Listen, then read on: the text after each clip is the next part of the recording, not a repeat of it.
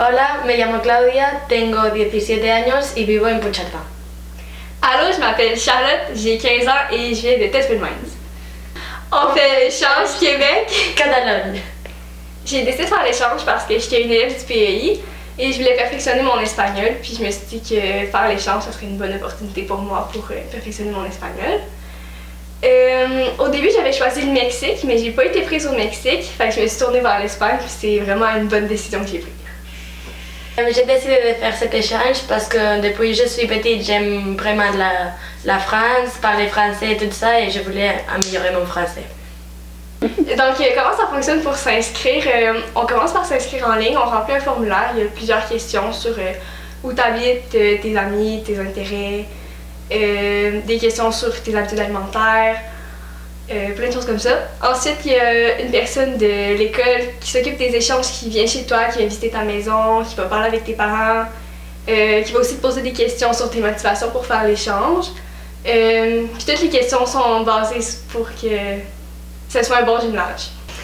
Après l'analyse de notre formulaire, Échange Azimut va nous rechercher une twin qui a des intérêts communs avec nous. Puis si on n'a pas nécessairement des intérêts communs, ben pour que ça fasse quand même un bon match. Là.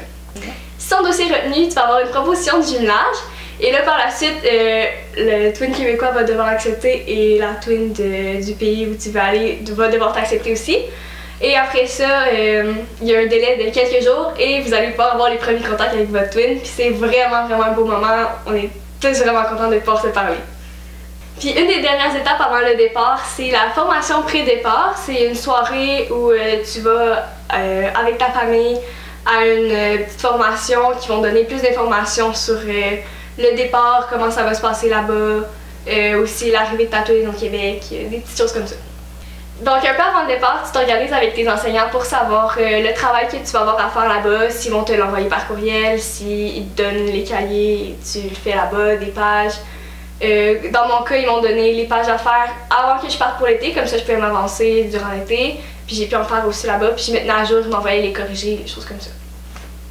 Et là arrive le moment du départ, donc il y a plein de petits groupes avec des accompagnateurs. On part tous ensemble à l'aéroport. On a beaucoup de plaisir avec les autres Québécois. Après ça, on arrive à l'aéroport, moi c'est en Espagne, et on rencontre notre twin et notre famille avec qui on va passer 3 mois. Donc une fois qu'on est arrivé à la maison de notre twin, on va recevoir un appel de notre accompagnateur dans les premiers jours pour savoir comment ça se passe avec la famille, si on s'adapte bien. Et là, on va vivre notre séjour parce que l'accompagnateur va repartir au Québec. Et dans les jours qui suivent notre retour au Québec, il y a un accompagnateur qui va revenir et on va repartir avec eux au Québec. Comme je l'ai dit tantôt, j'avais pas été prise pour le Mexique, fait que j'étais un peu déçue. Puis là, j'attendais une réponse pour l'Espagne. J'étais dans une pause à l'école et j'étais avec mes 2 autres amis qui savaient déjà qu'ils partaient pour l'échange. Et là, ma mère m'a texté, elle m'a dit « J'ai quelque chose à te dire ». Mais je suis un peu stressée parce que je savais pas ce qu'elle avait à me dire. Fait que mon amie, elle a appelé ma mère. Puis ma mère était genre « Oui, il faut que je dise quelque chose ». Fait que j'ai répondu, puis elle m'a dit « Tu pars pour l'Espagne ». Et là, je me suis mis à pleurer. J'ai donné mon cellulaire à mon ami. Je pleurais, je criais. J'étais vraiment... J'avais pas de mots, là. C'est vraiment un beau moment. Moi, j'étais en train d'étudier et j'ai reçu un courrier et j'ai vu que j'étais pris, mais ma mère m'a dit « Attends, première, tu m'envoies le courrier pour voir que c'est vrai. » Elle m'a dit « Oui, c'est vrai », j'ai crié, j'ai pleuré, j'ai sorti de la maison en train de courir jusqu'à ma mère travaillait pour aller te faire un grand câlin. Moi, j'ai lu sa lettre puis j'étais genre « Wow, c'est sûr qu'on va super bien s'entendre ». Puis là, on n'avait pas nécessairement le droit de s'écrire encore, mais moi, je cherchais quand même son Instagram. J'ai tout fait pour essayer de la contacter, mais je la trouvais pas nécessairement. Mais quand on a pu se parler pour la première fois, c'était vraiment magique, là. C'était vraiment... je savais qu'on allait bien s'entendre. Moi, j'ai lu sa lettre et c'était comme si moi, je l'avais écrit. On avait le même goût et tout égal. Oui. Ma mère a pleuré et m'a dit « Ah, notre Claudia dans la maison ». La première fois qu'on s'est parlé, je crois que c'était par courriel. Mais après ça, on s'est donné chacun nos Instagram. Puis je l'avais trouvé finalement sur Instagram, mais je savais pas que c'était elle. Et on s'est parlé, puis on s'est parlé pas mal tout l'été là, avant de se rencontrer. Là. Attends, Une question, ça se voit. Hein? je vais sortir. Là. Qu'est-ce qui se voit? Ça se voit dans la caméra. Non. Ah, ta foi. Mes premières journées en Espagne, quand je suis arrivée, on est allé au McDonald's. Ensuite, on est allé à la maison qui est environ 1h30 de Barcelone. On a défait mes valises, on est allé manger une pizza. Je suis allée me coucher parce que j'étais quand même fatiguée. Le lendemain, j'ai dormi 17h. Après ça, on a soupé toute la famille ensemble. On avait comme quelques jours avant de commencer l'école. Je suis arrivée un dimanche, on commençait l'école jeudi.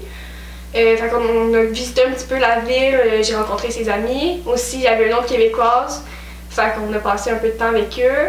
On est allé acheter un peu de matériel scolaire, on est allé chercher son horaire. Le jeudi, on a commencé l'école, j'étais quand même stressée, mais finalement, après une semaine d'école, j'étais habituée puis je connaissais des gens puis ça allait bien. On a fait plein d'activités avec sa famille. On est allé à Cambrils, qui est sur le bord de la mer, pour l'Halloween. On est allé à Portaventura, qui est comme la ronde, je l'ai dit tantôt. Il y avait des maisons hantées, plein de clowns, qui font très peur. On est aussi allé magasiner à Andorra une journée. On est allé visiter Barcelone. Elle a fait 2 représentations de la comédie musicale de Shrek, donc je suis allée la voir. Tu chantes pas, hein? Sinon, on faisait des activités avec ses amis, on allait au restaurant. L'école en Espagne et l'école au Québec, c'est vraiment différent. Par exemple, il n'y a pas d'heure de dîner. On commence l'école à 8h30, on finit l'école à 3h. Il y a 2 heures de cours collés. Les profs changent de classe. Ensuite, tu as 20 minutes de pause environ. Tu as 2 autres heures de cours, 20 minutes de pause, 2 autres heures de cours. Et là, on peut... c'est la fin de l'école. Et elle, le lundi, elle avait 2 autres heures de plus après ça encore. Là. Donc, ça, c'est quand même assez différent. Ils n'ont pas nécessairement de cafétéria. Ils ont une cour de récréation, mais comme... c'est vraiment différent. Ils n'ont pas nécessairement de casier, il faut qu'ils payent pour avoir un casier pour toute l'année. C'est vraiment des petits casiers, sinon ils traînent leur sac à dos, leur manteau, tout va dans leur classe. Nous, quand on arrive en secondaire, on peut sortir de l'école, il n'y a pas de problème. Eux, non, c'est juste les plus grands qui peuvent sortir de l'école, sinon ils doivent rester dans la cour. Puis aussi, quand ils font des examens, ils ont une salle pour faire des examens. T'sais, nous, on le fait dans la classe. Eux, vraiment, ils vont dans un autre local avec le professeur pour faire leur examen. Nous, en fait, on avait des cours avec les élèves de secondaire 1 à secondaire 5. Donc, on en avait vraiment de tous les âges. Les plus jeunes pensaient qu'on habitait dans des igloos, qu'on chassait l'ours polaire et que c'était l'hiver à l'année, mais c'est vraiment pas ça. On a fait des présentations orales pour leur présenter vraiment à quoi ressemblait le Québec, puis ils étaient vraiment surpris que c'était pas ce que j'ai dit tantôt, là. Vraiment, puis ils venaient nous poser des questions. Nous, on peut avoir notre permis de conduire à 16 ans.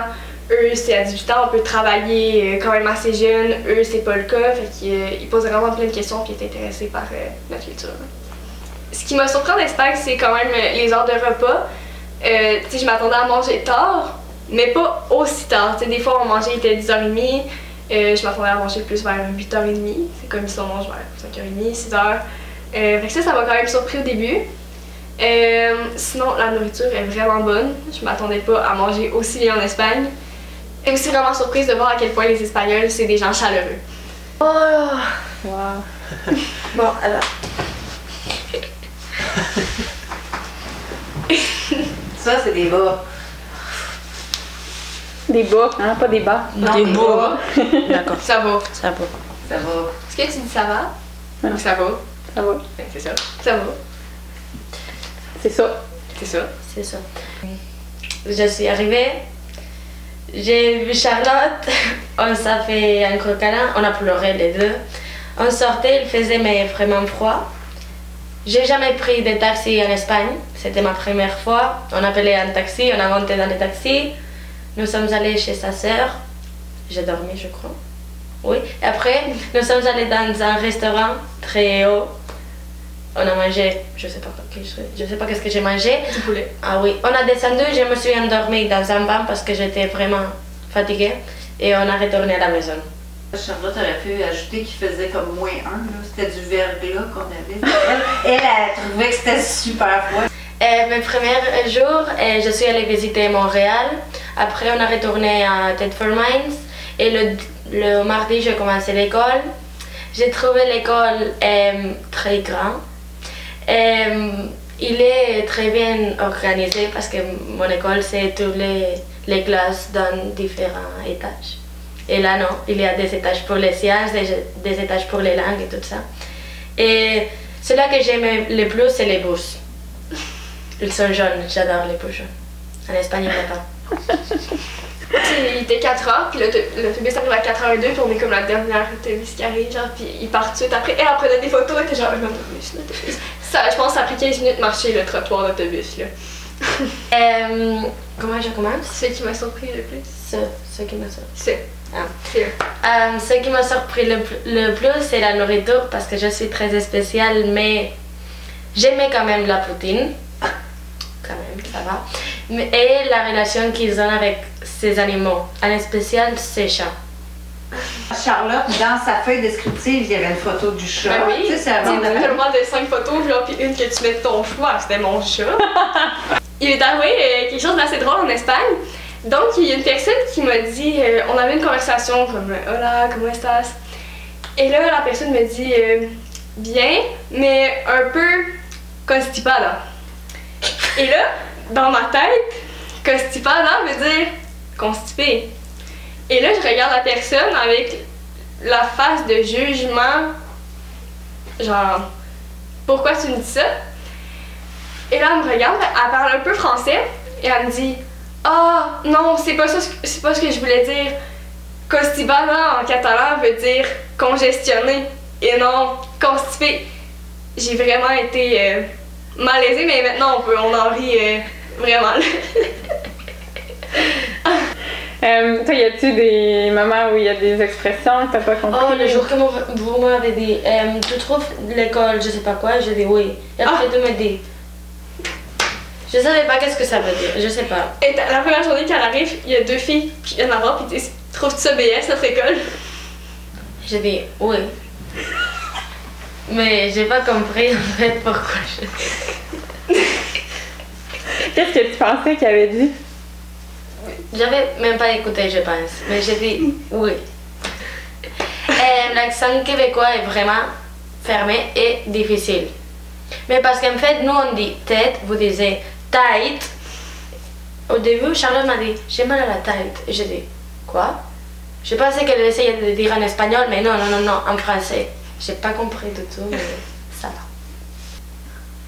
T'es pas le pingouin qui glisse le plus là. Le meilleur moment jusqu'à présent, c'est présentement. On est dans le Québec. On est en train de regarder le Vieux Québec et après on va aller voir les défilés, le carnaval. Moi, mon meilleur moment, je crois que c'est à Barcelone. On a magasiné toute la journée, on a mangé des tapas, c'était vraiment une belle journée. On a chanté ensemble en revenant dans la voiture. C'était un bon moment. Si vous aviez à décrire votre échange en un seul mot, ça serait quoi? Enrichissant. Oh. Wow!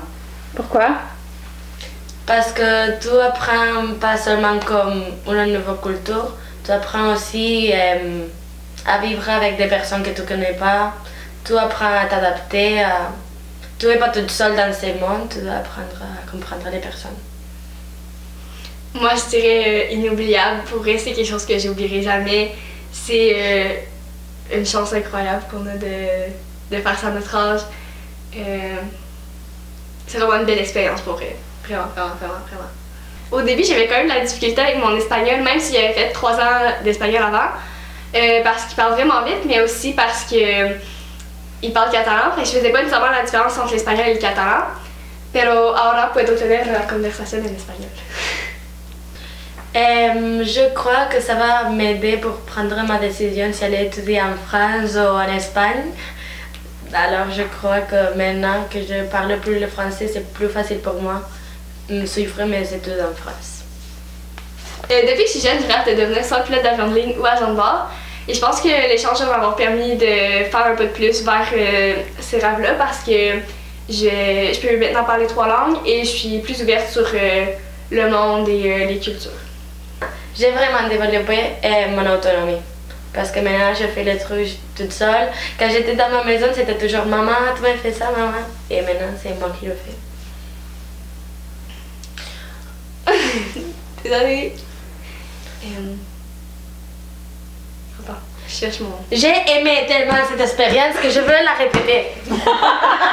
J'ai tellement aimé mon expérience que quand j'ai su que c'était possible de le refaire une deuxième année de suite, j'ai sauté sur l'occasion. Donc, je suis en train de m'inscrire pour l'échange Québec-Catalogne pour septembre qui s'en vient. Je me suis même fait tatouer mon échange. Donc, j'ai 3 petits triangles de tatoués qui veulent dire Challenge, Explore et Learn. Donc, se défier, explorer et apprendre. C'est 3 mots qui sont vraiment significatifs pour moi de mon échange. Les inscriptions sont présentement en cours. Inscrivez-vous pour vivre la meilleure expérience de votre vie.